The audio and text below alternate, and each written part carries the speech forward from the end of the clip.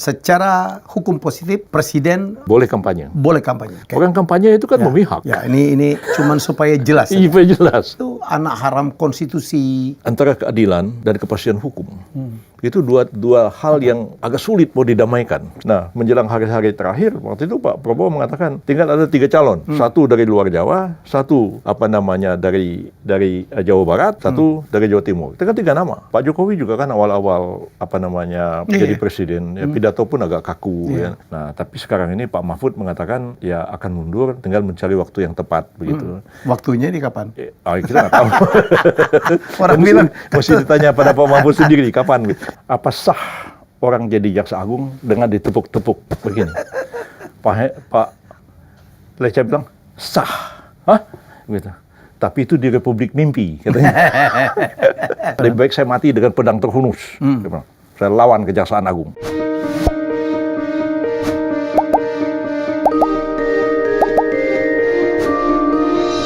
Ya, tamu saya ini, ini udah perjanjian ketiga. Saya tahu sibuk banget. Jadi tiap kali dibatalin, saya oke. Karena saya tahu beliau sangat sibuk. Apalagi sekarang tahun politik, dan semua orang minta konsultasi ke beliau. Ya, Prof. Yusril Iza Mahendra. Selamat datang, Kado. Ya, terima kasih banyak. Dan mohon maaf saya sampai 3 kali tertunda karena ya, menjelang pemilu ini sangat sibuk tiap-tiap hari begitu. Ya. Jadi kami rekaman tanggal 1 Februari, 9 hari sebelum yang nggak boleh kampanye dan 13 hari sebelum pencoblosan. Prof, apakah Indonesia baik-baik saja? Wah, sekarang kayaknya memanas suhu politik. Ya, di luar kelihatan baik-baik aja, tapi kalau kita lihat secara lebih mendalam, banyak persoalan-persoalan yang serius dan persoalan-persoalan mendasar yang sedang dihadapi oleh bangsa dan negara kita ini, yang menurut hemat saya perlu satu pemikiran yang mendalam, merumuskan masa-masa itu dan mencari solusi terhadap persoalan-persoalan ini ke depan. Gitu. Ya, jadi kita lihat ya banyak sekali kasus-kasus dinaikin, ada hoax, ada perkataan yang sebenarnya nggak mestinya begitu, tapi inilah caranya orang berkompetisi atau berkontestasi. Saya mau bertanya pertimbangan dari Prof. Yusril tentang ketidaknetralan Pak Jokowi ini yang menjadi trending topic menurut pandangan hukum Profesor? Ya memang ini jadi trending topic dalam beberapa hari terakhir belakangan ini ya, setelah ada ucapan Pak Presiden seperti itu, dan ketika berbicara kebetulan Pak Prabowo ada di samping beliau, dan sehingga menimbulkan banyak sekali penafsiran interpretasi di masyarakat. Dan memang penafsiran ini bisa penafsiran hukum, bisa juga penafsiran politik ya, dan bisa juga dari aspek lain persaingan, kompetisi dan lain-lain begitu. Ya, saya anggap wajar saja bahwa orang memberikan satu penafsiran terhadap satu fenomena sosial dan politik seperti itu, kadang-kadang membuka satu dari sudut pandangnya sendiri. Dan saya juga berapa kali ditanya pendapat mengenai apakah presiden itu tidak boleh berkampanye, apakah presiden itu harus netral dalam menghadapi pemilihan umum, apakah presiden itu tidak boleh berpihak baik kepada dirinya sendiri, kepada dalam pilpres kepada satu pasangan calon, dalam pileg kepada satu kontestan tertentu, parpol tertentu yang ikut dalam pemilu. Ini saya kira persoalan-persoalan ini harus dijernihkan lebih dulu. Ya. Jadi apa pertimbangannya menurut Prof. Yusril kalau melihat UU 7 nomor 2017 itu boleh ya? Iya, bukan menurut undang-undangnya dulu, kita lihat dari segi Undang-Undang Dasar 45-nya. Ya. Undang-Undang Dasar 45 kita itu kan pertama-tama menganut sistem presidensial. Presidensial. Ya, yang tidak memisahkan antara jabatan kepala negara dengan kepala pemerintahan. Ya. Yang kedua, Undang-Undang Dasar 45 itu memberikan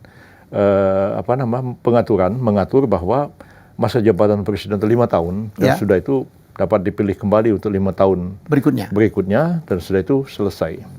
Nah, di sini kita melihat bahwa presiden adalah kepala negara dan kepala pemerintahan. Jadi kadang-kadang agak sulit memisahkan itu, walaupun secara teoritis hukum tata negara memang dipisahkan. Seperti kita lihat misalnya Raja Inggris ataupun yang di Pertuan Agung Malaysia itu adalah head of state, tapi kekuasaan pemerintahan ada di tangan Perdana Menteri. Kalau kita kan tidak. Nah, jadi itu yang pertama. Kedua, ada kemungkinan presiden itu bisa 10 tahun. 5 tahun pertama dia menjabat selesai. terus dia maju untuk calon mencalonkan yang lagi. kedua. Ya. Apakah dia tidak boleh berkampanye untuk dirinya sendiri? Ya. Ya. Nah, jadi kalau kita mengatakan presiden tidak boleh kampanye, presiden tidak boleh netral, tidak boleh memihak, meskipun memihak dirinya sendiri, kita harus amandemen UUD 45. Ya. Presiden itu 1 periode aja seperti Filipina sekarang. 1 periode 6 tahun selesai. Jadi dia tidak akan kampanye untuk siapapun, termasuk kampanye untuk dirinya sendiri. Itu yang pertama. Yang kedua, beda antara Pak Jokowi sekarang dengan Bung Karno tahun 55. Tahun 55 itu kita di bawah UUD sementara tahun 50. Pada waktu itu kekuasaan pemerintahan ada di tangan Perdana Menteri, namanya Burhanuddin Harahap dari Partai Masyumi kan pada waktu itu. Dan presiden kita Bung Karno. Jadi Bung Karno sendiri sebagai head of state itu mengambil sikap netral. Bung Hatta juga begitu. Karena dia sebagai kepala negara, dia harus berdiri di atas semua golongan. Maka Bung Hatta maupun Bung Karno tidak kampanye sama sekali. Netral. Walaupun ada nyerepet-nyerepet juga sebelum pemilu dilaksanakan. Tahun 52 ada 2 pidato Bung Karno yang menghebohkan. Pertama di Amuntai, kedua di Praia, di Lombok. Ya, Bung Karno secara tegas dalam pidatonya mengatakan menolak kalau ada pihak-pihak yang ingin menjadikan Indonesia itu negara berdasarkan Islam. Nah, padahal semua tahu yang namanya NU, Masyumi, PSI itu menghendaki konstituante bersidang untuk menetapkan undang-undang baru dan mereka memperjuangkan Islam sebagai dasar negara. Ya. Dari sisi itu pun Bung Karno tidak netral sebenarnya. Dan itu menimbulkan kehebohan yang luar biasa tahun 1952. Jadi 3 tahun sebelum pemilu tahun 1955 itu. Tapi sejak itu Bung Karno tidak terlibat lagi. Meskipun kita tahu Bung Karno itu pendiri PNI, ya. Dan pada waktu itu ketua PNI itu kalau nggak salah Sidik Joyo Soekarto kalau nggak salah pada waktu itu. Jadi Bung Karno mengambil sikap yang netral. Ya, Burhanuddin Harahap, ya dia Perdana Menteri, dia menjalankan ke pemilu itu sendiri kan dilaksanakan oleh Perdana Menteri Burhanuddin Harahap ini. Nah, jadi memang susah untuk meminta presiden kita dalam sistem presidensial itu untuk tidak kampanye atau netral atau tidak berpihak sama sekali. Bagaimana dengan undang-undang yang ada sekarang? Nah, undang-undang yang ada sekarang ini membolehkan presiden itu berkampanye, ya baik untuk dirinya sendiri, baik untuk calon lain dalam pilpres, maupun berkampanye untuk parpol peserta pemilu. Tapi ada persyaratan-persyaratan terlain. Presiden itu harus cuti ketika mau melaksanakan kampanye. Presiden itu tidak boleh menggunakan fasilitas negara dan sebagainya. Itu diatur agak rinci di dalam Undang-Undang 7 tahun 2017 itu dan kemudian diatur lebih lanjut dalam peraturan-peraturan KPU.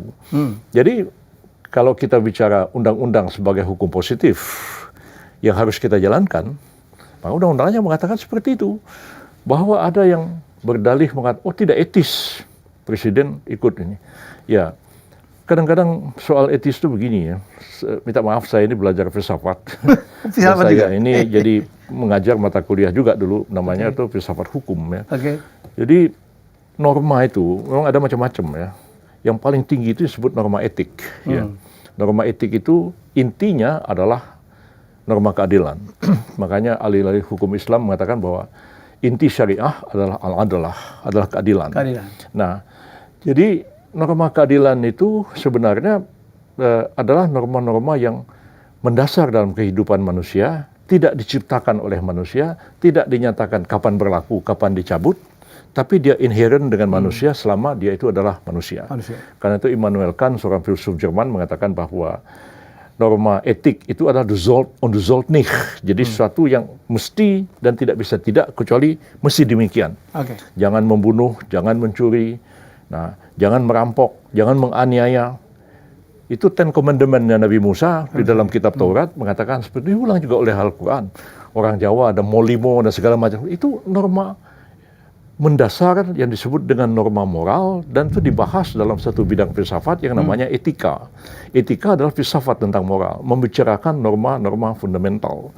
Jadi norma etik itulah yang mendasari norma hukum. Nah, norma hukum itulah yang mendasari norma-norma lain, norma sopan santun, norma semacam-macam. Kadang-kadang kalau orang tuh bicara etik, ya di sini banyak orang bicara etik, tapi saya kira bukan seperti itu pemahaman etik dalam konteks ilmu hukum maupun dalam konteks filsafat hukum. Orang bicara etik itu kadang-kadang orang ngomong kurang sopan, ada orang tua lewat, dia lewat begitu aja di depannya, orang tua duduk, wah ini orang ini nggak ada etika. Padahal yang dimaksud itu sebenarnya sopan santun, bukan etik yang mendasar itu. Makanya ketika kasusnya Pak Anwar Usman, ya, Pak Jimli menjadi ketua MKMK, Majelis Kehormatan MK, itu adalah peradilan etik, ya. Dikatakan pelanggaran etik yang serius, lebih daripada sebuah pelanggaran hukum. Padahal tidak, ya. Norma etik hakim itu diperintahkan oleh undang-undang.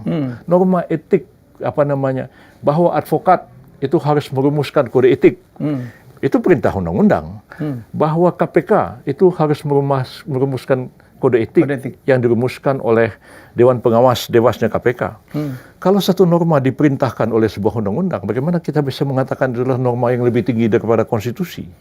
Itu enggak ada reasoningnya sama sekali. Jadi kalau orang ini sekarang bicara etik tidak etik, itu lebih banyak bicara dari sudut pandangnya sendiri pertama, yang kedua dari sudut kepentingan politiknya sendiri. Nah, ketika nggak suka sama orang, dia bilang nggak etis. Jadi saya sih tidak menganggap bahwa ini bukan satu persoalan etik, ya, karena sampai hari ini juga tidak ada undang-undang yang memerintahkan kode etik presiden, seperti undang-undang advokat memerintahkan ada kode etik advokat. Undang-undang kedokteran mengatakan ada kode etik kedokteran, itu sama sekali nggak ada. Jadi udah mungkinlah kalau kita mengatakan idealnya, bagusnya ya presiden tuh netral, nggak usah kampanye, bagusnya, idealnya. Ya, tapi kalau Anda bicara begitu, kita amandemen dulu UUD 45, kita amandemen dulu undang-undang tentang pemilu. Nah, sekarang ini kita sudah pemilu di depan mata, undang-undangnya ini kok kita bicara yang lain. Nah, itu saya kira. Jadi kalau saya simpulkan, secara hukum positif, presiden boleh kampanye. Boleh kampanye. Boleh tidak netral. Ya kalau dia kampanye, bagaimana mau suruh netral? Ya, Orang kampanye itu kan memihak. Ya, ini cuman supaya jelas. Supaya jelas. Masa orang kampanye, terus nih saya kampanye untuk Pak Prabowo misalnya, tapi ya silakan.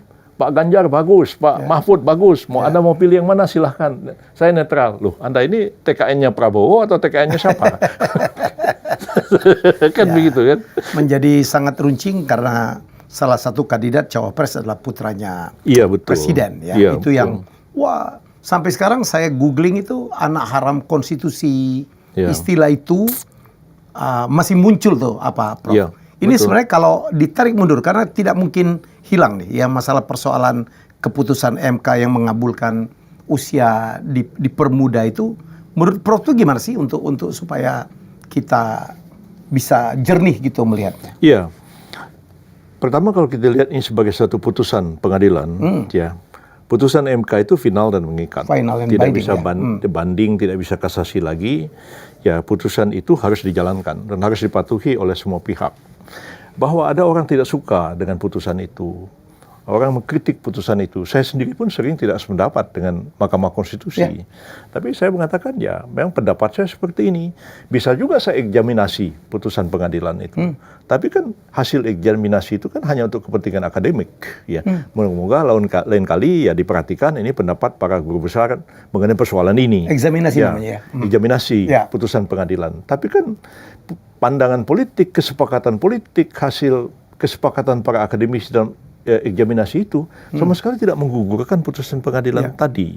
Nah, Pak Jimli pun juga mengatakan begitu, bahwa MK itu hanya mengadili dalam konteks perilaku hakim. Ya kan begitu kan? Perilaku hakimnya salah, ya. Lalu kemudian hakimnya diberi sanksi etik. Sanksi etiknya apa? Sanksi etiknya adalah dia dipecat, dia diberhentikan dari jabatannya dan memerintahkan kepada Mahkamah Konstitusi supaya memberhentikan itu dan kemudian melakukan pemilihan yang baru. Jadi memang ini ada persoalan yang sejak awal saya katakan bahwa persoalan ini terus-menerus akan menjadi gonjang-ganjing politik, digoreng-goreng terus sampai kapan dia berakhir kita nggak tahu. Ya, biasanya kalau gonjang-ganjing politik itu kan kalau selama orang itu masih berkuasa. Begitu nggak berkuasa lagi kan gonjang-ganjingnya kan selesai. Ya, berapa banyak gonjang-ganjing tentang Gus Dur, tentang Bu Mega, tentang SBY, digonjang-ganjingkan orang. Begitu semuanya nggak jadi presiden, selesai. Apalagi menjelang pemilu ya. apalagi menjelang pemilu. Apa aja diangkat? Ya, apa aja diangkat. Jadi ya saya kira hal-hal seperti ini memang wajar aja terjadi di tengah-tengah masyarakat kita ini, karena memang terjadi satu kompetisi atau boleh juga dibilang perseteruan politik. Barangkali hal-hal yang seperti ini pun akan diungkit-ungkit, akan dikemukakan. Tapi saya pikir marilah kita berpikir secara lebih jernih ya. Karena persoalan yang tadi saya katakan norma dasar dari etika itu kan adalah keadilan kan begitu. Jadi kalau dalam Quran itu dikatakan Allah menurunkan Alkitab dan hikmah ya supaya kalian dalam memutus setiap perkara hendaklah memutuskan dengan adil. Jangan sekali-kali kebencian kalian kepada satu golongan menyebabkan kalian berlaku tidak adil terhadap mereka. Berlaku adillah karena adil itu lebih dekat kepada takwa. Kan seperti itu. Jadi dasar saya kira ayat-ayat itu dipahat di Fakultas Hukum Universitas Harvard ya. Ayat Al-Quran itu. Jadi ada satu agama yang begitu besar perhatiannya kepada persoalan keadilan. Dan detail ya, Bu? Detail gitu. Banyak sekali ayat Al-Quran itu. Jadi persoalannya kemudian begini, antara keadilan dan kepastian hukum. Itu dua hal yang agak sulit mau didamaikan ya. Saya kira-kira 6 bulan yang lalu saya itu menguji calon doktor, saya sendiri jadi promotornya di UIN Araniri, Banda Aceh. Saya pun terheran-heran, saya ini guru besar Fakultas Hukum UI, disuruh menjadi promotor di UIN, di Fakultas Syariah. Ya. Araniri Aceh. Araniri Aceh, disertasinya itu tentang Imam Ash-Shatibi, membahas tentang keadilan. Oke, saya pikir saya sampai lulus, jadi promovendusnya lulus, tapi saya melihat memang Imam Ash-Shatibi itu berpikir sangat ideal. Dia mengatakan bahwa dalam hukum Islam itu sebenarnya konflik antara keadilan dan kepastian hukum tidak terjadi. Karena di dalam keadilan itu ada kepastian, di dalam kepastian itu ada keadilan. Ada keadilan. Ya. Tapi ketika kita lari ke dunia praktis, konflik seperti itu tak terhindari. Ya. Ambil satu contoh. Ketika saya jadi Mensesnek ya, Pak Yusuf Kalla jadi ketua Golkar pada waktu itu. Ada ketegangan antara Partai X dengan Golkar mengenai caleg anggota DPR RI di Papua Barat. Nah, Pak JK sebagai wakil presiden, saya sebagai Mensesnek pada waktu itu, Pak JK bilang, "Real, itu di Tekensa sama presiden diganti dengan Golkar." Ya, sebab sudah ada putusan pengadilan yang mengatakan bahwa KPU-nya itu curang. Ya, dan KPU-nya sudah diadili sama pengadilan tinggi, inkrah, dihukum.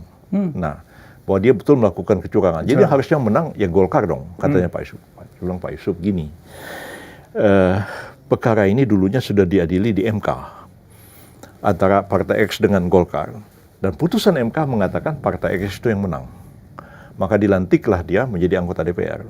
Dari Partai X dari Partai X itu. Saya bilang, saya nggak bisa tiba-tiba mengganti Pak Yusuf. Ya tapi kan itu sudah ada putusan pengadilan. Saya bilang ya, itu putusan pengadilan pidana. Putusan pengadilan pidana menyatakan bahwa dia KPU-nya melakukan kecurangan terbukti dan sudah dihukum.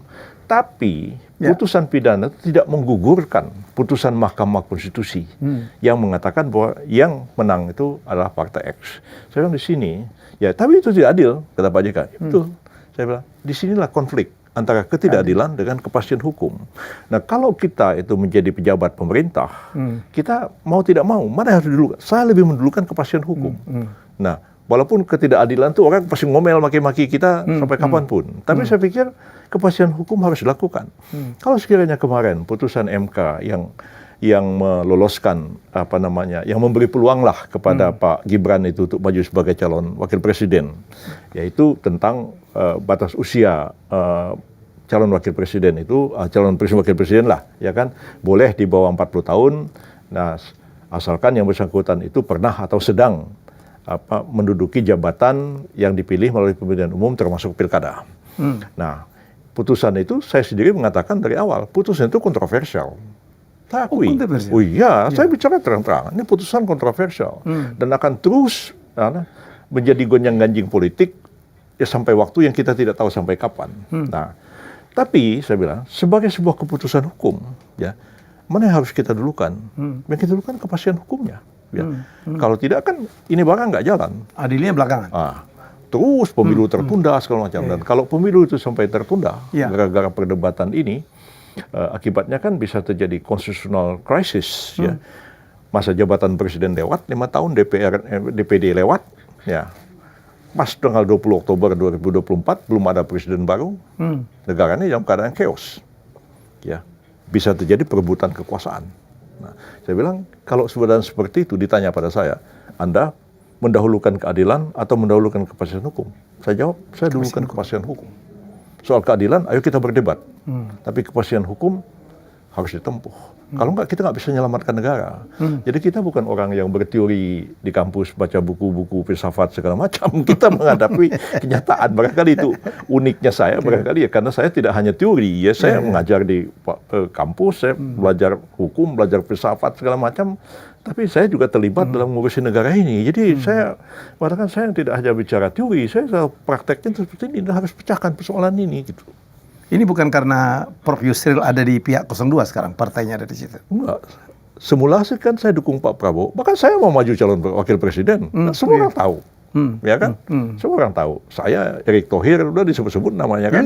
Nah, menjelang hari-hari terakhir waktu itu Pak Prabowo mengatakan tinggal ada 3 calon, satu dari luar Jawa, satu dari Jawa Barat, satu dari Jawa Timur. Itu kan 3 nama. Yang mungkin orang spekulasi, mungkin dari Sumatera tinggal Yusril, tinggal Erick Thohir, tinggal Hovifah. Nah, tapi kita sudah waktu itu sudah juga mengatakan begini, ya, kita realistis lah, ya. Kalau MK ini kemudian memutuskan bahwa Gibran ini memungkinkan untuk maju, ya sudah. Memang bukan nasib kita lah untuk menjadi wapres.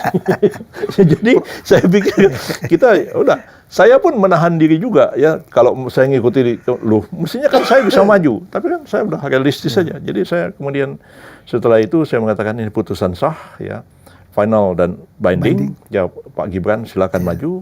Dan besoknya Mas Gibran datang ke rumah saya, silaturahim saya, anak-anak saya, istri saya semua. Kita ngobrol di meja bunda, selamat Mas Gibran ya. Silakan Anda maju, ya putusan MK sudah bilang begitu, dan kalau ada kata-kata kurang baik saya mohon maaf. Oh ya Prof, hanya ya sudah. Dan sejak itu kan saya tidak ngotak-ngatik lagi persoalan ini karena ini final and binding. Oh jadi begitu ya Prof. Jadi kalau udah diputuskan ya udah final and binding. Ya. Tapi ini masih ada sekelompok orang ya yang menggugat melalui DKPP ya, tentang pencawapresan Gibran. Oh. Yang dulu itu kan Pak Anwar Usman-nya. Ini ada yang baru lagi? Ada lagi. Di DKPP masih ada tuh sekelompok pengacara atau apa gitu yang berusaha untuk menggugat keputusan itu.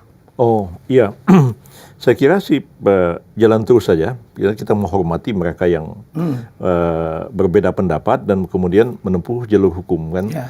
Saya pikir itu bagus ya dalam artian sebuah negara hukum yang demokratis ya. Sebab kan kita berpandangan begini, bahwa hukum itu kan sebenarnya adalah mekanisme untuk menyelesaikan konflik ya, secara damai, adil dan bermartabat sebenarnya. Jadi kalau orang nggak setuju daripada dibekelahi di jalanan, daripada dicaci maki dan lain-lain sebagainya, lebih baik diajukan gugatan ke pengadilan dan kita hadapi di pengadilan itu nanti. Tapi semuanya harus sportif, siapa yang kalah, siapa yang menang harus terima. Betul. Begitu ya. Saya ingat betul ya dengan saudara saya, Saudara Bambang Wijayanto ya. Kita sesama advokat. Dalam 5 tahun yang lalu saya membela Pak Jokowi, beliau membela Pak Prabowo. Kita tuh di pengadilan berhadap-hadapan ya. Tegang begitu. Tapi jangan dikira bahwa saya dengan beliau itu tidak bersahabat. Tidak bersahabat ya. Jadi perbedaan-perbedaan pendapat itu bisa aja kita bersitegang seperti itu. Tapi kemudian ya setelah itu ya selesai. Itu yang banyak nggak diterima orang. Kayaknya berantem di belakang minum kopi bareng gitu ya. Harus begitu ya. Itu benarnya almarhum Pak Matori Abdul Jalil ya. Jadi kan ribut-ribut PKB, ribut-ribut NU. Jadi dia bilang sama saya, bos, nah, jangan pusing katanya. Ya politisi itu kan kalau berdebat cuma di TV sama di koran. Kalau di belakang kan salam-salaman, peluk-pelukan, rangkul-rangkulan katanya. Pak Matori itu ada benarnya juga omongannya begitu. Pernah juga dia bilang sama saya begini, untuk jadi politisi itu nggak perlu sekolah tinggi-tinggi seperti sampean katanya kan. Yang penting itu kan politisi itu apa yang ditanya orang kita jawab katanya. Dan jawabnya itu yang paling penting bikin orang ketawa, selesai katanya. Seringan itu mesti ya. Itu begitu. Begitu juga mesti debat capres cawapres itu nggak usah serang juga ya. Iya. This is just a show sebenarnya. Iya, betul. Ya ini lucu. Kadang-kadang visi misi strategi apa program itu tidak muncul, yang ada menyerang pribadi ya. Iya, betul ya. Itu terjadi. Menurut saya sih memang debat capres itu hanya mengumpulkan hal-hal yang umum sebenarnya. Ya. Tidak bisa masuk terlalu detail. Oh, 1 menit ngomong apa coba? Ya mau ngomong apa ya. Untuk membaca programnya itu aja udah habis waktunya kan. Ya. Apalagi menguraikan satu demi satu. Jadi ya, tapi paling tidak sebagai satu show politik ya cukup menarik bagi masyarakat dan apa namanya, karena banyak hal-hal yang sebenarnya tidak terduga ya terjadi. Saya sendiri misalnya minta maaf lah ya. Saya pikir Mas Gibran ini kalau nanti berdebat lawan Pak Mahfud itu apa jadinya? Pikiran saya pada waktu itu ya. Ya. Tapi saya berpikir wah kita jangan underestimate dengan seseorang ya. Lebih baik kita terima aja, kita lihat dulu ya. Dan saya menyaksikan 2 kali debat ya dan pertanyaannya kepada Pak Mahfud ya, bagaimana dia menjawab persoalan itu, dia menguraikan satu cukup clear sebenarnya. Walaupun tentu ya kalau berapa tahun lagi ya beliau terlibat dalam pasti akan matang. Pak Jokowi juga kan awal-awal menjadi presiden ya, pidato pun agak kaku ya, nggak jelas seperti itu. Tapi lama-lama ya, hampir 10 tahun dia sudah mampu ya. Jadi pengalaman saya melihat pemimpin-pemimpin yang lalu ya, Pak Harto satu contoh yang saya lama ikut beliau ya. Ya Pak Harto kita tahu sekolahnya pun ya sampai SMP itu pun tidak tamat ya. Tapi orang itu sebenarnya cerdas ya, pintar, dia pandai memanage sesuatu. Hanya memang karena orang dasarnya tidak mempunyai pendidikan tinggi, beliau itu tidak bisa bicara sistematik. Ya kan, nggak bisa merumuskan sesuatu itu yang ya seperti orang-orang akademik begitu. Ya, tapi kita tidak bisa menafikan bahwa beliau itu seorang yang sangat cerdas ya. Ambil contoh misalnya kita membaca tulisan-tulisan Buya Hamka ya. Buya Hamka itu profesor doktor, ya kita tahu doktor honoris causa, diangkat jadi guru besar kan begitu. Tulisan-tulisannya kan kadang-kadang tidak sistematik ya. Tapi tulisan-tulisannya itu menguraikan sesuatu dalam bahasa awam. Persoalannya sebenarnya jelimet. Saya baca buku Hamka misalnya tentang tasawuf dari abad ke abad, ya kan. Kami orang filsafat belajar tentang mistisisme, belajar tentang tasawuf, ilmu kalam dan lain-lain. Itu kan bukan perkara yang remeh untuk diterangkan, ya rumit gitu. Tapi Buya Hamka itu dia bisa menulis dengan begitu enteng itu. Oh iya ya. Jadi ya itulah. Jadi kelebihan orang yang tidak berpendidikan tinggi tapi betul-betul karena seorang intelektual, seorang cendekiawan kan tidak mesti orang yang berpendidikan tinggi. Belum tentu orang berpendidikan tinggi itu bisa jadi intelektual, menyampaikan sesuatu dengan baik gitu. Betul. Nah, jadi saya pikir sih kalau Pak Mas Gibran itu diberikan kesempatan ya untuk berapa tahun menjalankan roda pemerintahan, saya yakin beliau juga akan punya kemampuan yang lebih baik sebenarnya dari ditempa oleh sebuah pengalaman. Apalagi beliau kan punya pendidikan yang cukup baik juga sebenarnya.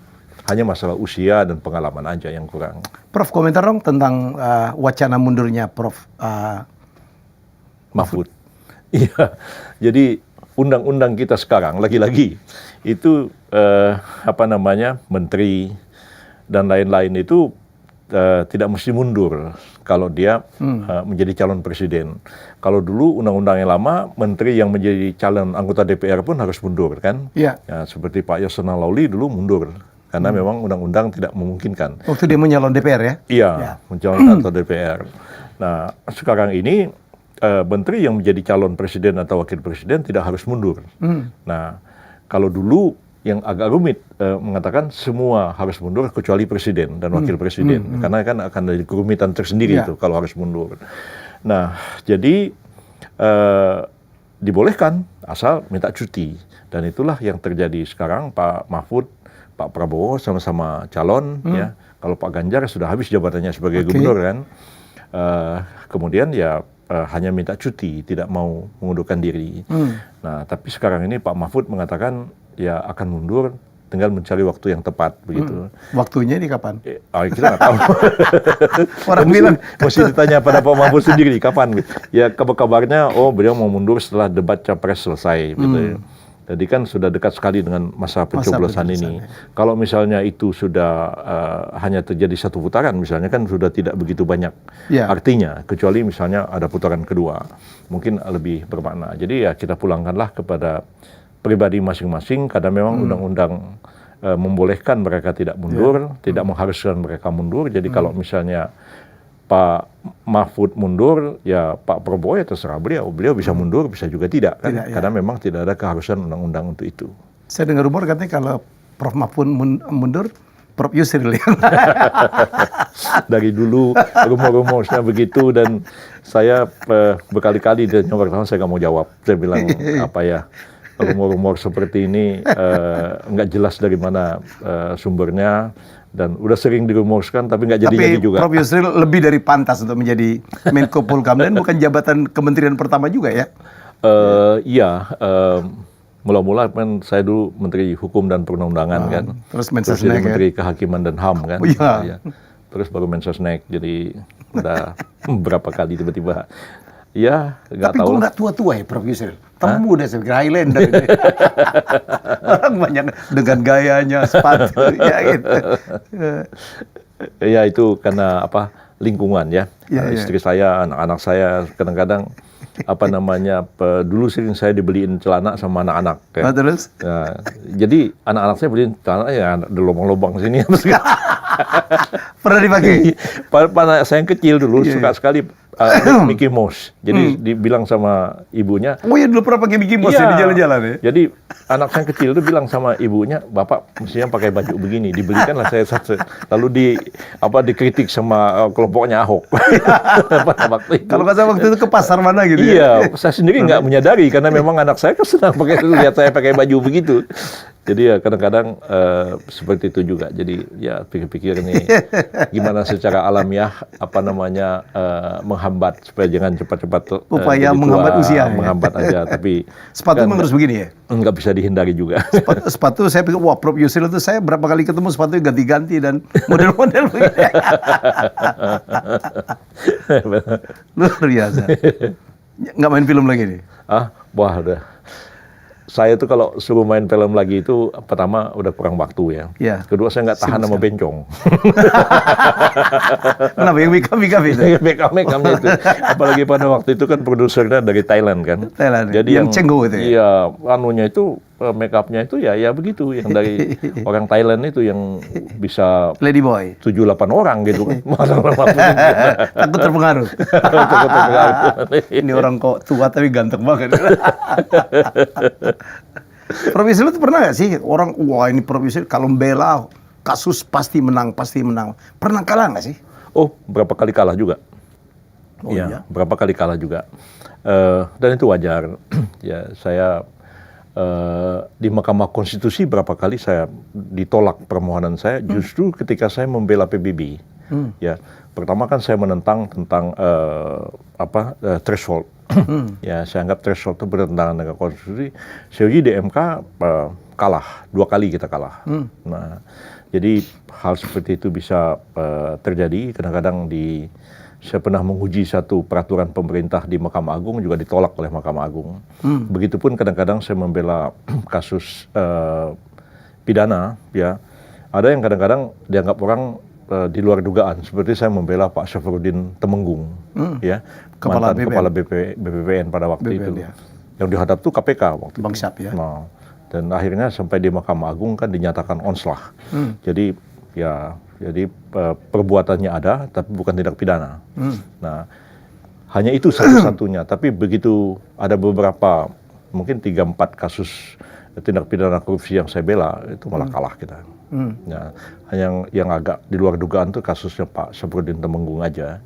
Yang lain-lain ya kita dikalahkan. Begitu juga pra-peradilan. Mungkin di antara 10 pra-peradilan yang kita ajukan, mungkin ada 7 kita menangkan, 3 kita kalah. Gitu. Ya, terakhir kita membela pra-peradilan di kampung kita sendiri, di Belitung pada waktu itu. Kasus ya, mana? itu dimenangkan. Kasus lingkungan hidup. Jadi Belitung atau Belitung Timur? Belitung Timur. Belitung Timur, Beltim ya. Ya. Pak Yusril kan dari Beltim ya? Belitung Timur ya. Ya. Sebenarnya sih orang Belitung itu timur barat satu. Sama aja, pulaunya kecil. Pulaunya kecil. Penduduknya dikit. Dikit, orangnya itu satu suku. Satu suku. Jadi kalau Bangka agak gede pulaunya, makanya dialeknya agak beda. Kan? Beda, ya? Orang Bangka Selatan, Bangka Utara agak beda. Tapi kalau orang Belitung, Melayu ya? Ya Melayu lebih. Beltim. Tapi Pak Yusril itu ada darah Minang ya sebenarnya? Ada dari ibu saya, tapi sudah agak jauh itu. Ya. Ya dari nenek, tapi nenek saya itu masih sadar betul bahwa dia itu asalnya dari Payakumbuh. Cuman dia tidak bisa menunjukkan di mana keluarganya pada waktu sudah tua.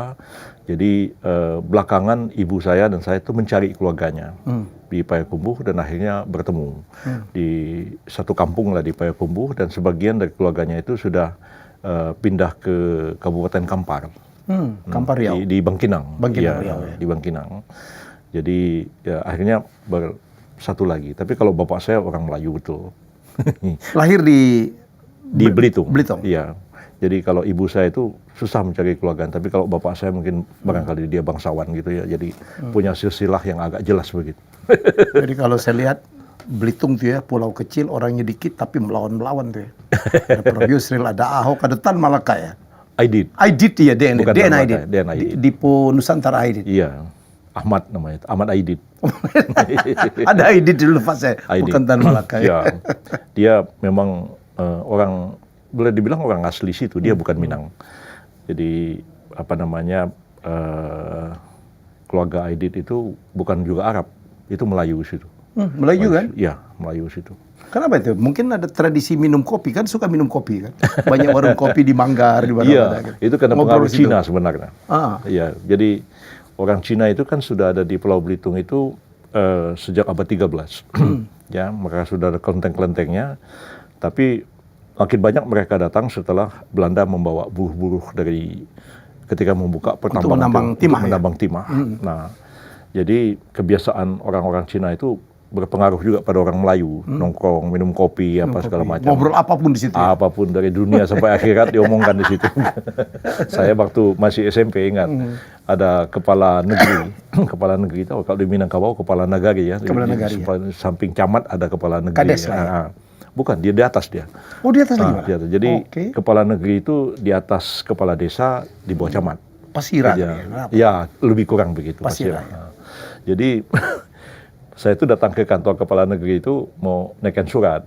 Jadi orang kepala negeri itu pegawainya bilang, apa kamu nggak tahu kalau kantor kepala negeri sudah pindah? Oh, di mana? Saya bilang, pindah kemana? Di sana katanya pindah di warung Afuk. Warung kopi. Warung kopi. Jadi datanglah saya ke Pak Kepala Negeri itu, Pak Rifai namanya, masih ingat saya.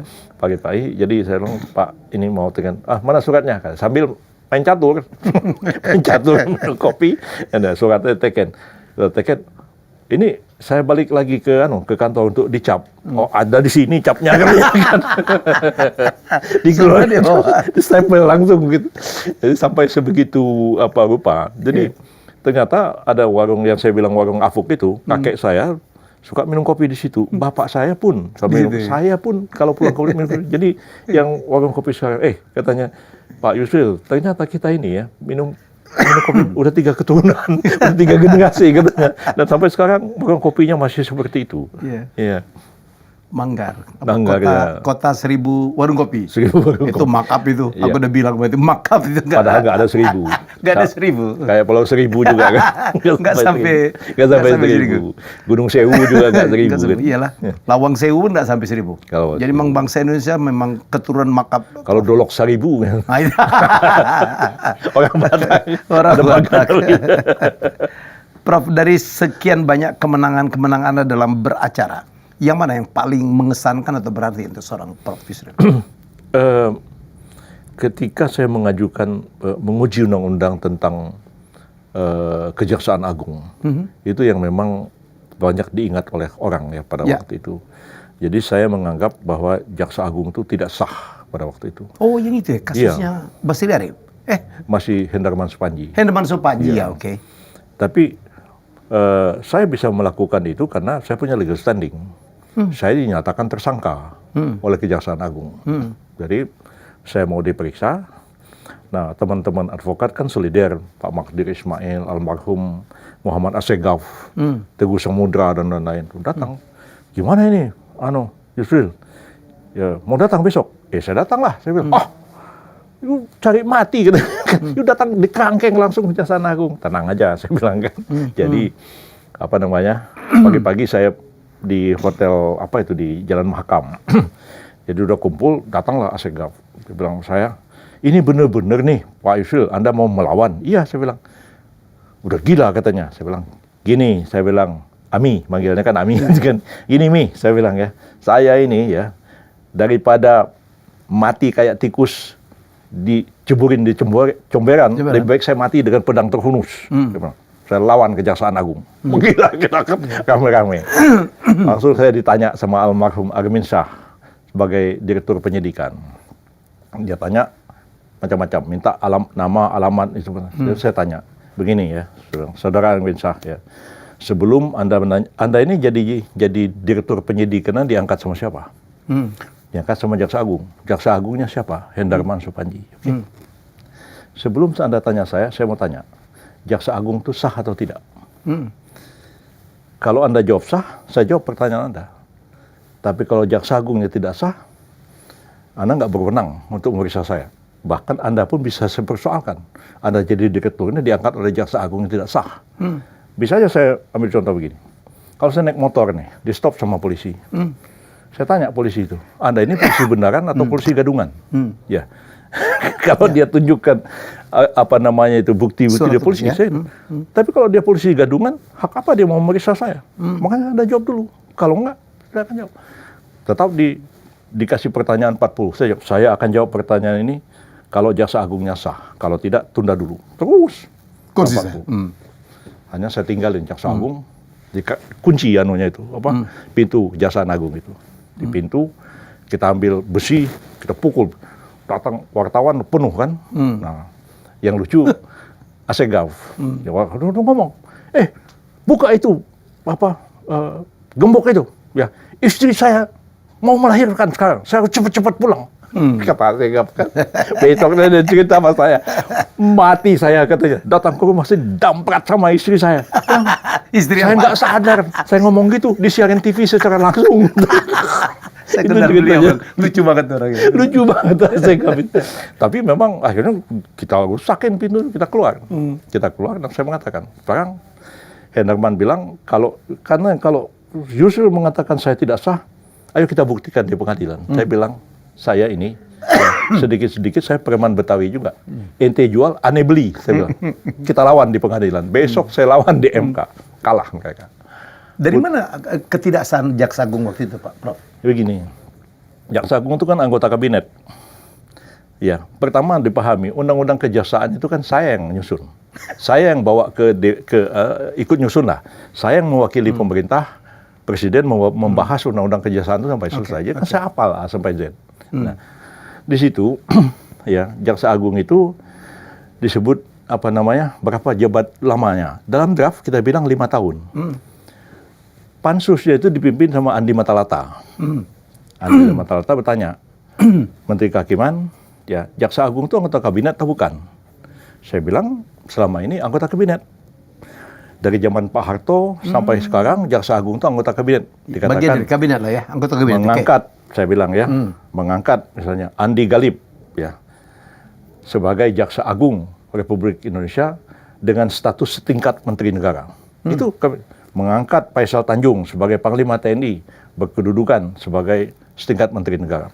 Jadi ini ada SK-nya, dia itu adalah anggota kabinet. Nah, kalau dia anggota kabinet, kata Andi Matalata, nggak perlu dicantumkan 5 tahun jabatannya. Kan kalau udah presiden selesai, ya selesai.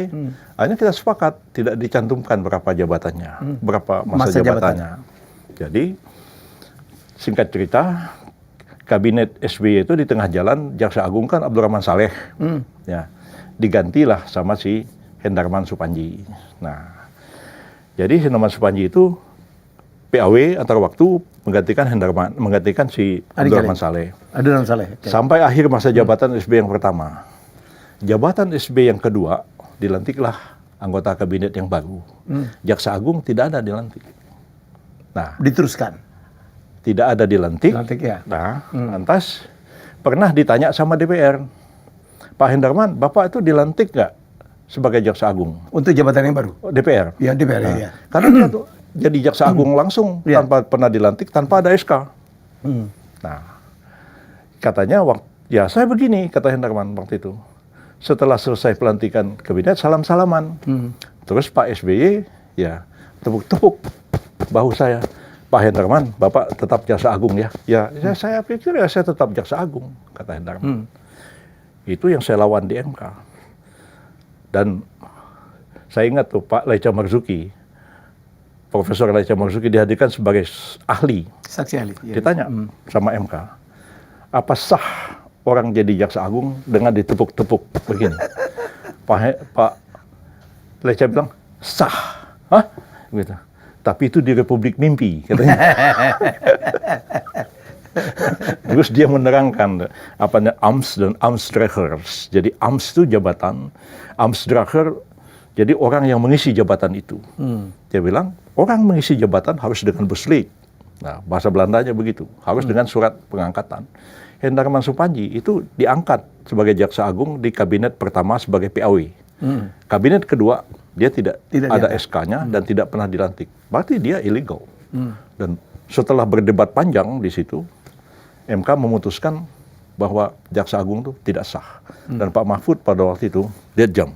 Sekarang ya, tanggal ini dia bilang jam 2:30 Republik Indonesia tidak punya Jaksa Agung lagi. Tok, diketok palanya.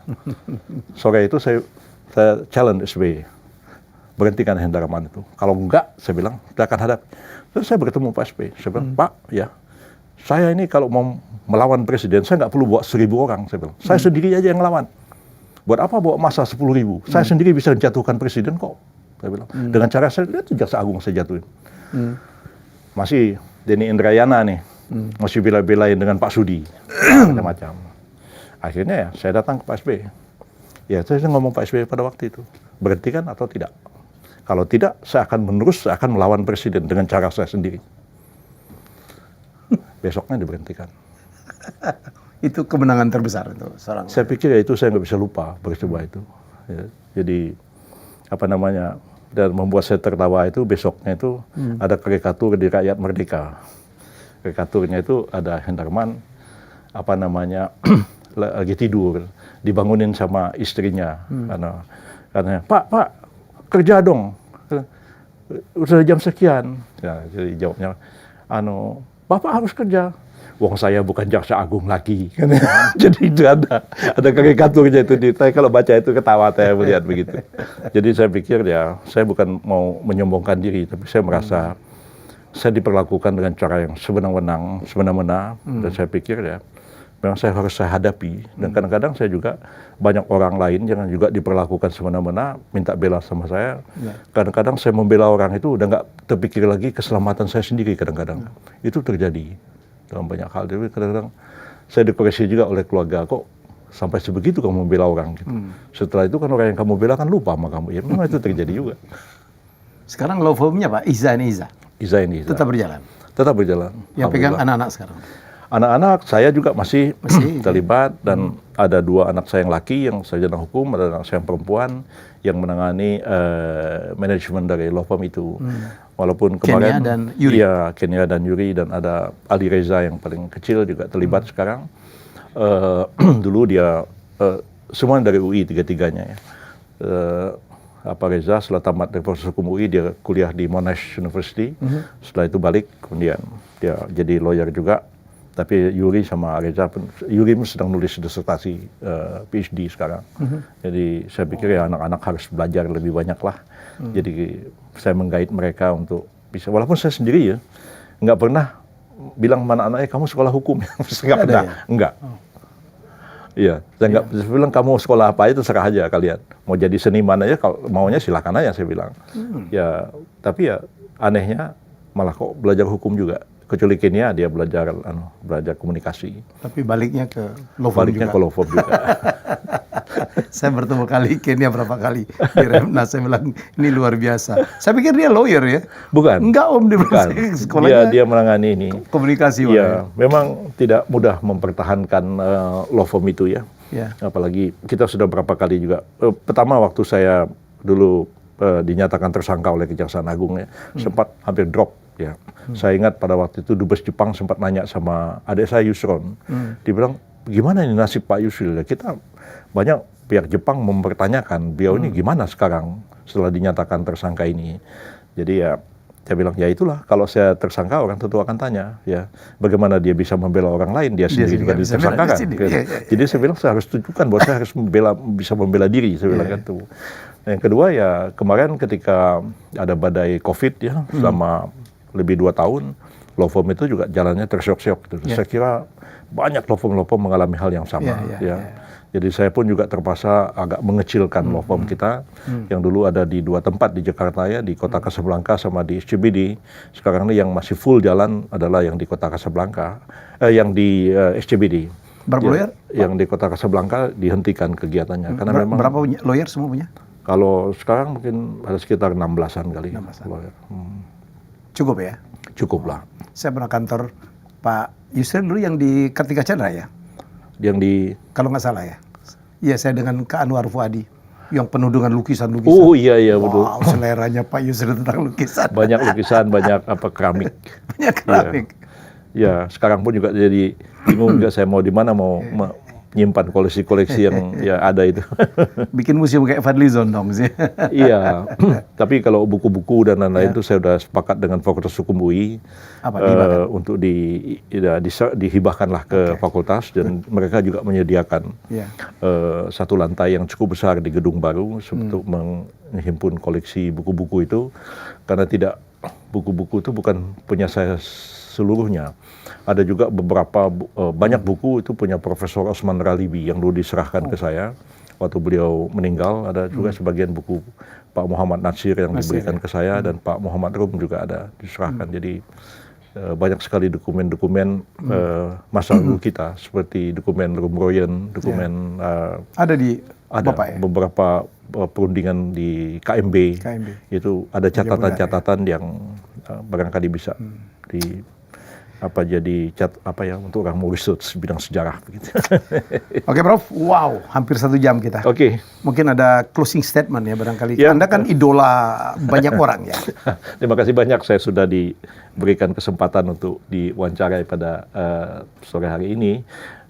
Walaupun minta maaf setunda-tunda ya, tapi penuh dimengerti. Mudah-mudahan ini menjadi satu bahan renungan bagi saya pribadi, terutama untuk juga melakukan introspeksi ya terhadap kekurangan dan kelemahan dan kesalahan, tapi juga barangkali apa yang saya sampaikan itu baik analisis maupun pengalaman pribadi ya. Barangkali itu juga bisa dijadikan contoh barangkali kalau bermanfaat bagi orang lain. Kalau nggak bermanfaat ya nggak usah dijadikan contoh aja. Terakhir, kunci sukses seorang Prof. Yusril yang demikian memenangkan hampir lah saya kan. Bukan semuanya. Kasus itu apa sih, Prof? Mungkin karena saya tidak semata-mata belajar hukum. Saya belajar filsafat. Filsafat juga. Ya. Jadi belajar filsafat itu membuat analisis pikiran kita itu kan lebih tajam. Karena bayangkan kita mahasiswa filsafat itu belajar logik aja sampai 2-3 semester kan. Dan membaca teks-teks perdebatan filsafat itu mulai dari klasik zaman Plato, Aristoteles sampai ke zaman modern sekarang. Dan orang tuh terbiasa berargumentasi, menyusun satu argumen sangat kokoh, dan kemudian belajar filsafat itu membuat orang dia bisa melihat sesuatu yang orang lain tidak lihat, begitu. Jadi karena itu banyak yang lebih mudah saya anjurkan waktu itu untuk belajar filsafat juga. Walaupun saya nggak puas belajar filsafat, waktu itu saya belajar politik juga. Saya sampai ambil S3 politik sampai selesai juga, tapi S3 filsafat belum selesai, malah lagi nulis disertasi saya sekarang. Mudah-mudahan akhir tahun ini bisa selesai. Jadi saya pikir ibarat kata pepatah itu berlayar sampai ke pantai, berjalan sampai ke ujung. Jadi saya pikir saya udah kuliah hukum, filsafat, dan kuliah ilmu politik, mesti diselesaikan semua sampai ke ujung. Walaupun kadang-kadang teman-teman juga tanya, buat apa lagi kamu nulis disertasi filsafat? Tapi ya supaya jalan sampai ke ujung. Melayu banget itu ya. Begitulah kira-kira.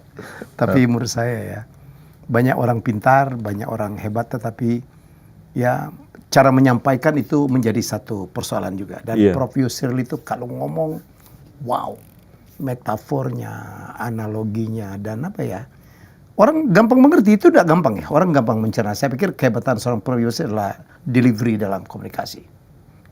Kalau berdebat itu, iya kalau juga untuk itu saya sangat gitu ya. berhormat, berutang budi sama ayah saya sendiri dan kepada Profesor Osman Ralibi sebenarnya. Ya, Osman Ralibi itu belajar agama di Al-Azhar University dan dia belajar di Universitas Humboldt di Berlin. Pada waktu Hitler mulai berkuasa. Jadi dia ikut kuliah-kuliahnya Dr. Joseph Goebbels, menteri propagandanya Nazi. Jadi dia sangat jago berpropaganda itu. Dan berdebat, berdebat. Dan dia mengajari saya banyak hal. Ya, tapi ya itulah Pak Osman Ralibi sudah almarhum. Saya kadang-kadang kalau teringat pada guru-guru saya seperti Pak Natsir, Pak Arum, Pak Osman, Pak Safruddin Perwira Negara, kadang-kadang membuat hati saya sedih juga. Jadi sekarang ini seperti saya nggak punya orang tua lagi yang dulu bisa saya datang, ini ada persoalan gimana caranya. Tapi kan ilmunya udah diambil semua. Oke, itulah wawancara saya dengan Prof. Yusril Iza Mahendra yang menjadi idola banyak orang ya. Semoga kita belajar banyak.